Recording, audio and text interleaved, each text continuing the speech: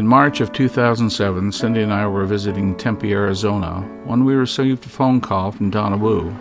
"They are starting to tear down the Capri building," she exclaimed. I had asked her to contact me in the event that this should happen. I wasn't able to head back home just at that moment, so I called 3 friends I know and asked if they would take photos of the demolition for me. So it's to these 3 individuals that we owe thanks for capturing the demolition. So thank you, Brian O'Neill, who's my father-in-law, and 2 old friends, Steve Thompson and Bill Hooper. Wish I could have covered this myself, but so grateful to have the images you captured for us. In my thoughts and memory, Capri Market seemed as though it had been there forever, and yet Capri Market, the business, was only there for less than 30 years. Capri, the building, was there for 47 years. I feel that Orangevale owes a lot to the Wu family for the innovative place and business that was Capri Market and the Orangevale Center. It was quite different and unique to the times, and helped to define the character of Orangevale, the community.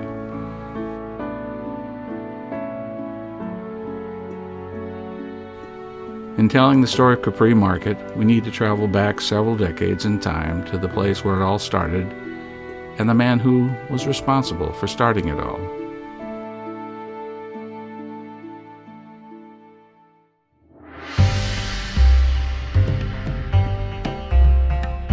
Willie Wu was his name. Besides being known as Willie, he was also known as Grandpa Wu.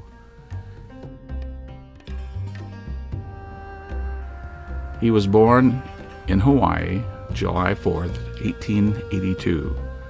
When he was a young man, he went back to Hong Kong, where his grandparents were from, where he would marry Su Suk-ing and start his family. In 1915, he immigrated to the United States while his wife and children remained in China. This was common among many immigrants at the time. The father would come to the United States, stake their fortune, and bring family members over as they could afford to. Willie first went to San Francisco and Stockton Street. From San Francisco, he would move to Orangevale. In Orangevale, he would get a job working at Lloyd's Grocery. In 1939, he leased Lloyd's Grocery and changed the name of it to the Public Market. Come 1942, Willie would purchase the store, and Henry would come to help. Remarkably, he had it paid off by 1944. They sold groceries, gas, general goods, and feed supplies. During World War II, people didn't have money, and Willie was always helping people out and letting tabs be run up. In later years, after the Capri Market was built, Willie's sons would also be quite generous in nature to people who shopped there, but were perhaps struggling financially. In 1947, Harry and Albert would finally come to the United States to join their father. Their mode of transportation was working on a freighter. After arriving, they were both kept at Treasure Island in Frisco for 9 months. Grant and Leroy came very soon after that in about 1948 or 49. Albert was only 12 at this time. They attended Orangevale School. Sadie Cable was a teacher there and helped Albert in school with his English. Frank was 17 and had to go to 8th grade to learn English.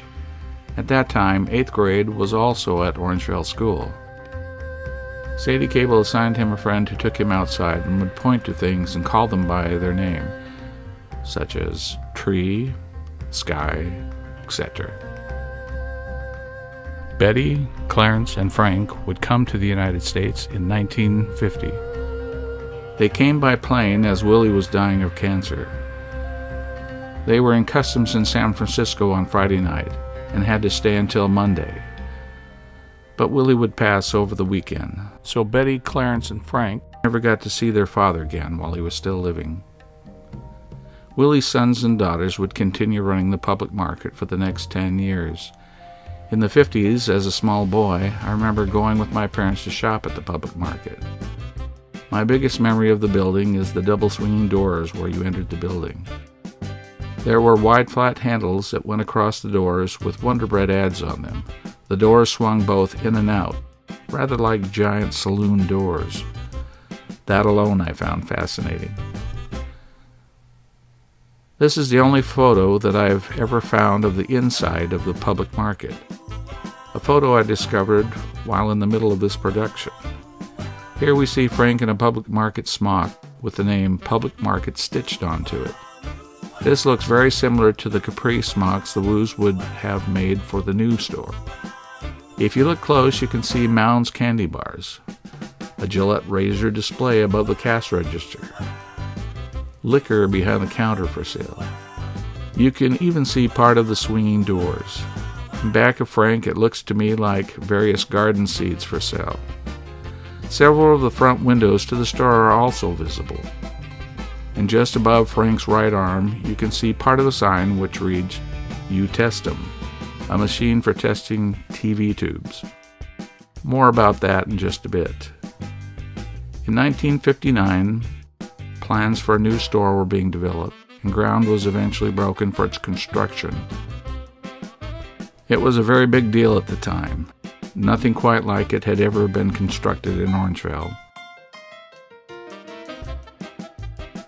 An architect from San Francisco was hired to design the store. Great thought was given by the Woos regarding the character of the store. In many respects, it would be a much grander version of the public market through the diversity of goods that would be sold there. However, each section of the store was well thought out. There would be a complete in-store butcher shop, which included a gigantic walk-in freezer which could house an enormous number of sides of beef. The aisles would be optimized for shopping convenience and selection. New modern open freezer units would make selection of ice cream and other frozen goods easy to access. A full fruit and vegetable section would house the freshest of both, and many of the items would be supplied fresh daily by local farmers. A complete liquor store, books, magazines, home goods, clothing, shoes, and other items that one could only imagine were planned for. An in-store refreshment center was also planned, which would aid the shoppers and help keep them refreshed without having to leave the store.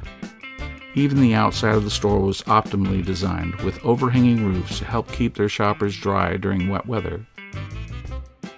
A complete overhang directly by the front doors would allow the shopper to park and load their groceries even in the wettest of weather and remain dry. Many watching this video may not be impressed by the description of the store. It sounds very much like what one would find in today's supermarkets, right? But this was where the Woos shined, as they were years ahead of their time. No other market back in the late 50s was quite like what Capri would be. My father would take my brothers and I down to watch the progress of the buildings under construction. We would park on the south side of Greenback Lane, directly across the street from where the construction was taking place. I was fascinated with watching the process of a new building being created. Perhaps this experience with my dad is why I love covering the construction and demolition of buildings. The building was completed and opened its doors in 1960. I remember how impressed I was with everything about it. My Sunday school teacher, Ora Fields, ran the refreshment center. She became great friends with the Woos. There were 6 bedrooms upstairs and 2 baths. A large living room and kitchen were also built. The boys all lived here above the store until they each got married. Carol and Albert got married in 1962. Carol was working at the Bank of America across the street from Capri when they met. Don and Frank were married in 1963. Grant married Linda. Linda was also working at the Bank of America, but was stationed at the Folsom branch. Clarence married Lorraine, and Leroy married Margaret. Henry and Harry both went back to China to look for wives. Henry ended up staying in China for 10 years before returning. Through the years, the Woo women were partners in business with their husbands. I don't believe that I knew while growing up that they were all married in one big family. I don't think that it ever occurred to me. But I do remember each person's face that worked at Capri. I remember my brother Kevin working at Capri for a while. The Woo family were all such great people to do business with. As a kid, I liked everyone at Capri. They were super. But for me, I especially liked Clarence. I think he was the only adult that as a kid I knew and talked with on a first-name basis. I think all of the kids called him by his first name. Very kind-natured he was. But the fact that they were all one big happy family has got to be a big factor in why they all work so well together. As a new and exciting futuristic-type store, there were many things that fascinated me about Capri Market. One item was the cash register. When paying for your items, and if you had change coming, the register would automatically calculate your change and it would be dispensed in this metal dish. Automatically. Seemed like magic to me as a kid. And the automatic doors were fascinating as well, for sure. Capri had a very diverse assortment of goods and services. Back then they had one of those TV tube testing machines called U-Testing, which I mentioned earlier. You would ring your tubes from your TV set in, plug them in, and one by one you could tell whether or not the tubes were bad. Below the testing area was a compartment with replacement tubes. Even after Cindy and I got married in 1976, that machine was still there, and I took our TV tubes down to check them out at Capri. Another fascinating machine was the revolving shelf that displayed jewelry. The fascinating thing about it was that it had a button you could press, and it would make the display trays revolve in a forward circle to show you other items. It was exactly like the one in this video. I couldn't help but wonder if this actually was the same one I saw growing up. In talking with Donna Wu, I confessed to her that as a boy, I would always go to the liquor soda pop area and get a piece of ice out of the silver sliding door there. Donna laughed and said, "All of the kids did." Then I had to laugh too. Powwow Days was a big deal, according to Donna Wu, because the public would come in to use the restrooms and the toilets would always get plugged up. Memories are sweet, aren't they? It's strange the impression made on your mind when you're a kid. I remember that my first introduction to many items was at the Capri Market. Even now, when I think about them, they still seem somehow so important. Some of these items for me were Silly Putty. With its wonderful plastic case to protect it, you could stretch it, snap it, roll it into a ball and bounce it. And the pièce de résistance was you could flatten it on a color comic and it would transfer the image to the putty. You could then stretch the image. And finally, my favorite thing about Silly Putty was it had this awesome smell to it. The newer Silly Putty that you can still buy does not have this smell. I even called the makers to ask them whatever happened to the smell, and they declined answering. It was probably toxic and would melt your brain or something, so they got rid of it. I don't know, but I would almost kill to have them put the smell back in. Another item was the Nifty binders. Nifty was the brand name. They had a magical magnetic contact that held your pen, pencil, and paper inside.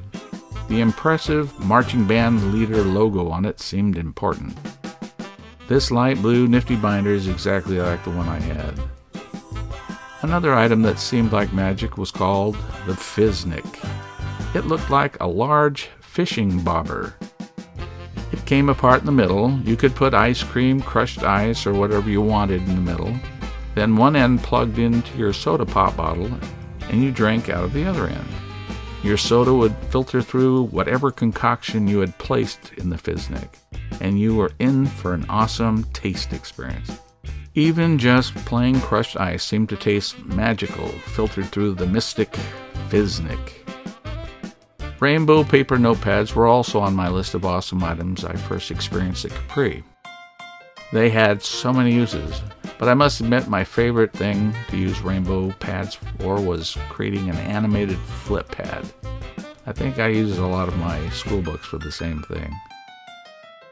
Over the years, my parents would take us shopping at Capri many, many times.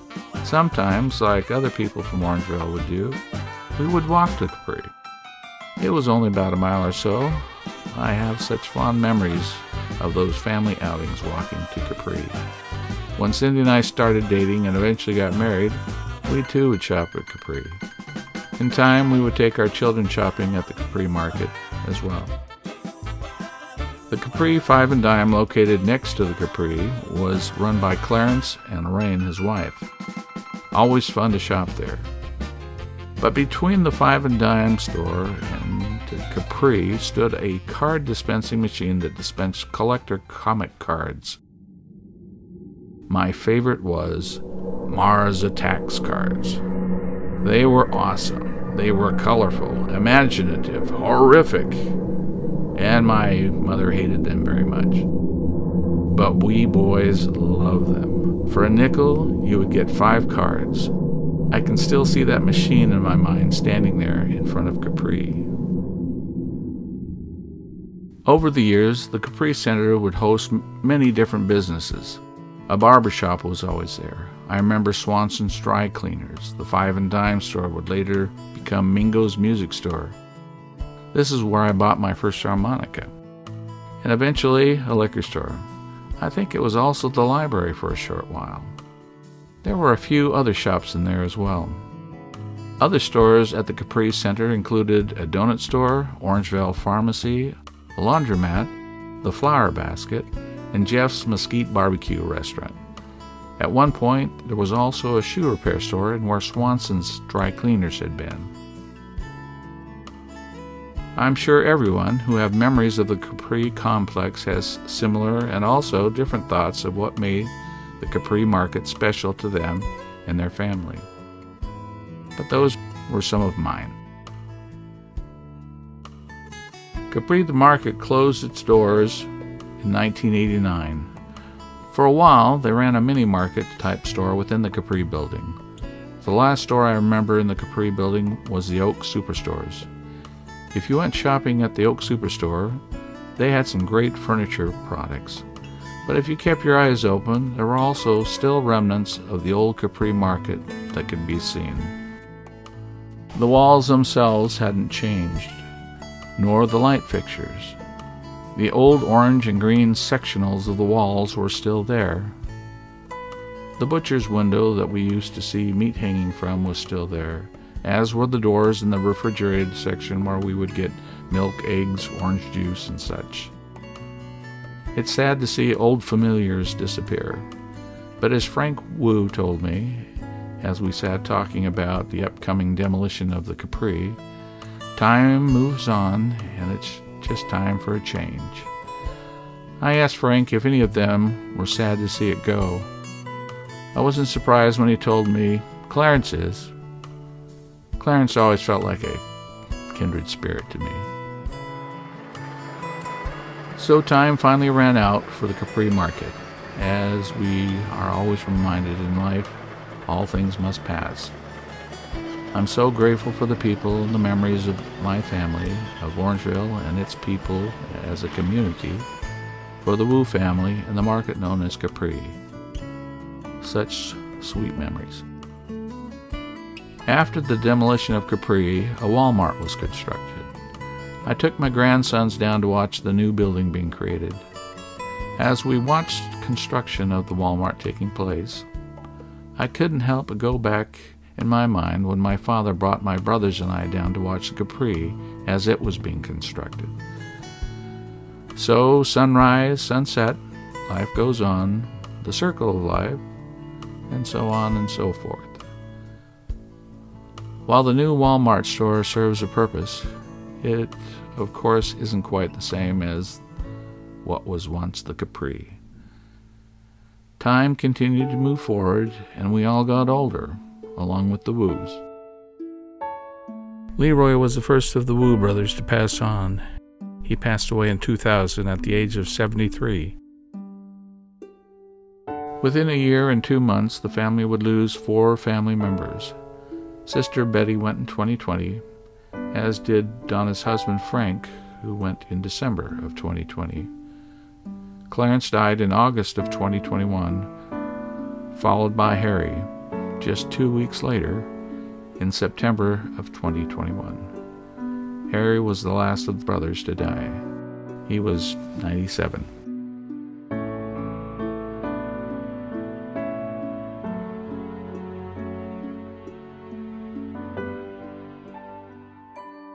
Thanks for watching, and until next time, this is B.J. Nartker saying, hold your family close and appreciate what you have now, for we ne'er will come this way again.